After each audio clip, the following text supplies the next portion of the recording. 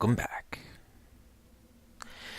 Today we are going to do a little bit of an LP in a thing called a dungeon crawler. This is a game put out by Almost Human called Legend of Grimrock. This is not a walkthrough. This is not a tutorial. I've already beat this game, but I enjoyed it and I decided I was going to play it again. So I built my characters. Devastation is a fighter. We have a Minotaur here. Don't ask me to pronounce his name. We have this insectoid. Again, don't ask me to pronounce his name. And Jade. Yeah.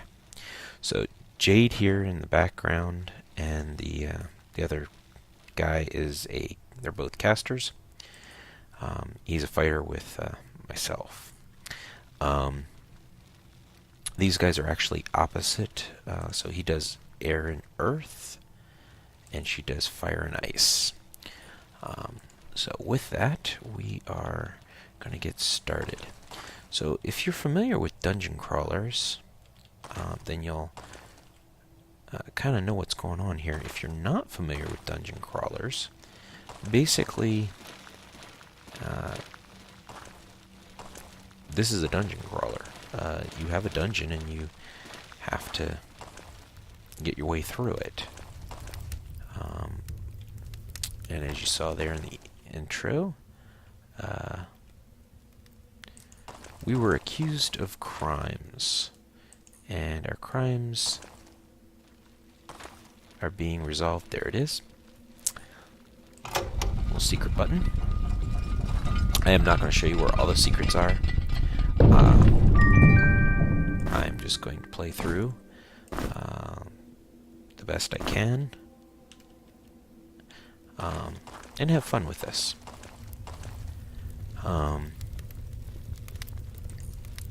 Choose your fate. Take the torch.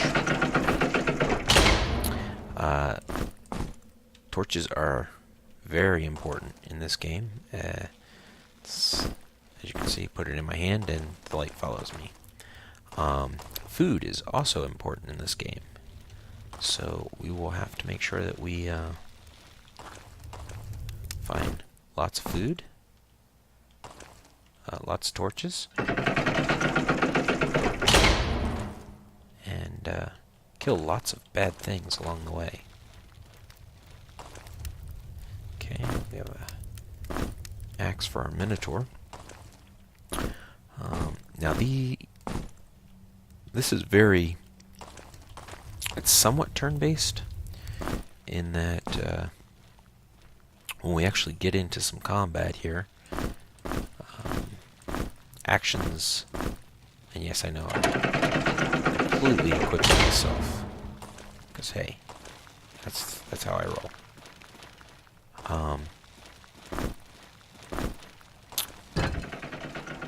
We will find that doing an action will actually delay before we can do another action again. And we'll find stuff like this. Puzzles.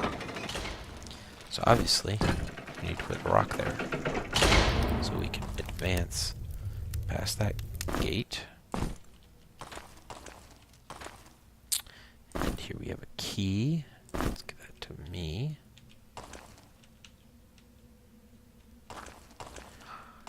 And you'll notice that the tiles are pretty set. When we find another secret, you'll be able to see that a lot easier, because it'll be in the exact same spot. Which, I don't know. It's again basically it's taking an old genre.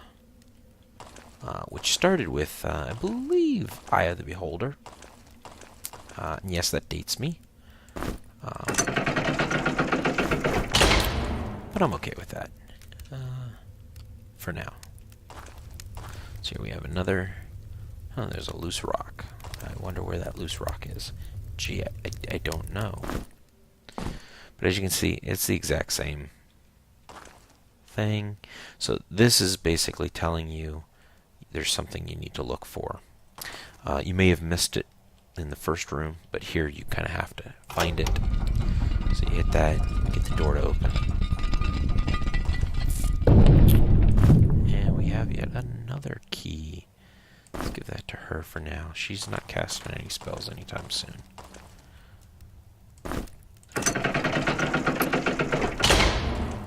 So Eye of the Beholder was one of the first computer games that I got,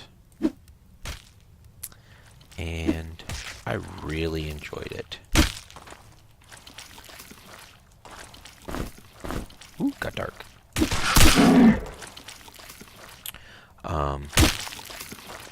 And it's really what got me started into playing computer games.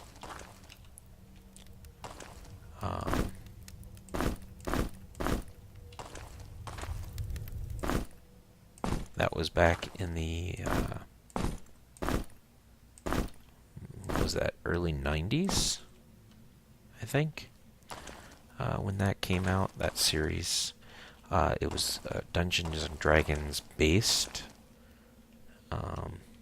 city called Waterdeep. And in case you're wondering, I'm basically using W, S, that was D, this is A, and to actually turn is E or Q. That's how we actually get around in the dungeon here. The mouse is more for interacting with the actual objects. Oops. And as you can see, yeah, it's just kind of half cheesy, but at the same time, it's a strategy of strike and move. Has its consequences.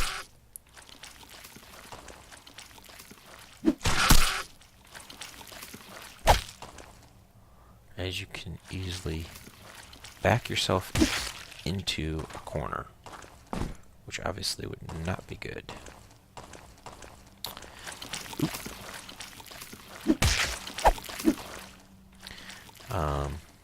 So as you can see, I actually have I don't know if you guys can see my mouse, but I'm having to click on the icons to actually get it to do what it needs to do.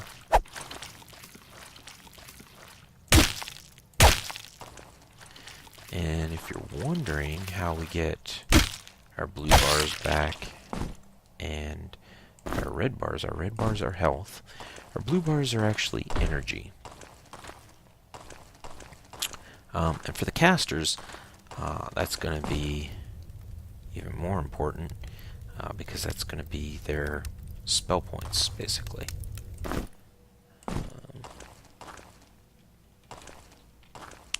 Now I am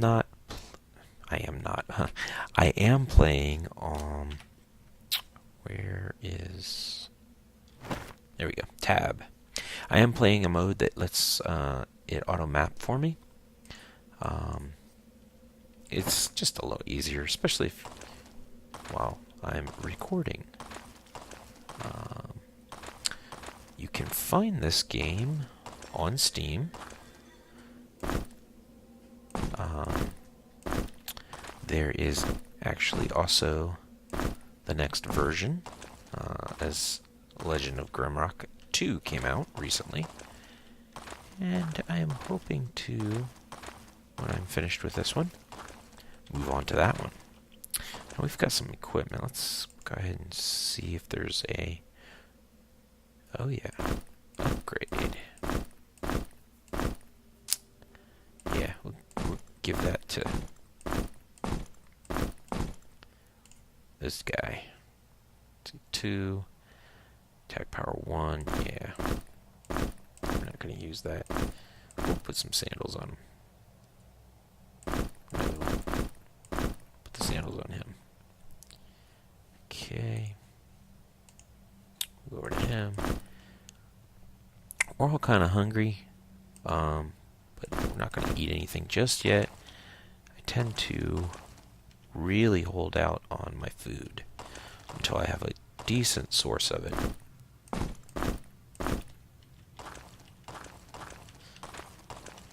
I took swords for devastation.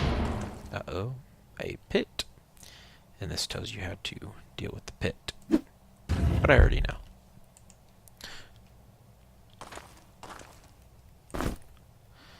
And that's why you will see that I will keep picking up things like rocks and whatnot. Now I can fall down and that'll take me to the level below. And there's usually a way back up. Not always, but usually.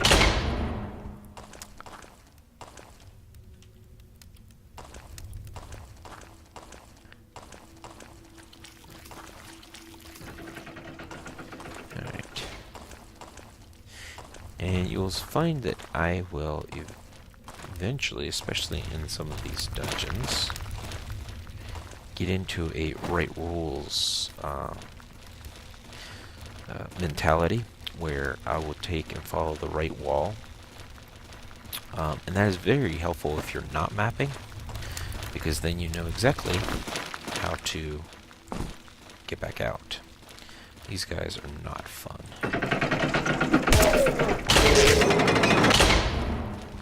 And yeah, it's just as cheaty as the other way.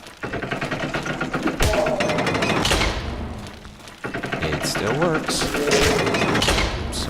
I tried to throw it.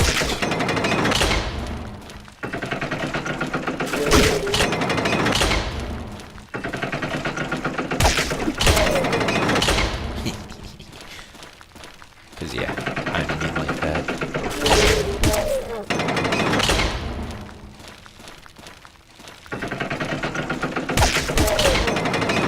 But they have a lot of hit points.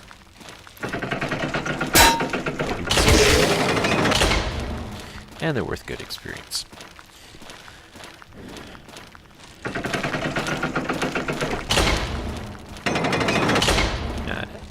Let me get all my stuff back.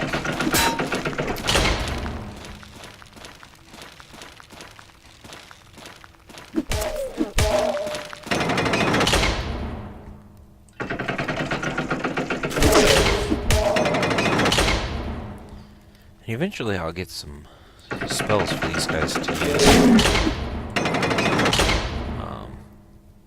But yeah, for right now they have to kind of sit back here and do nothing. And I need to look at changing the volume. Also don't know how long this has been recording. Alright, so let me check into that stuff. Hold on a second, guys. Alright, guys. I just looked at the time. And it's still kind of loud. I'll adjust that some more, but I think this is a good stopping point. So we will stop here. And we will see you next time. Thanks for watching.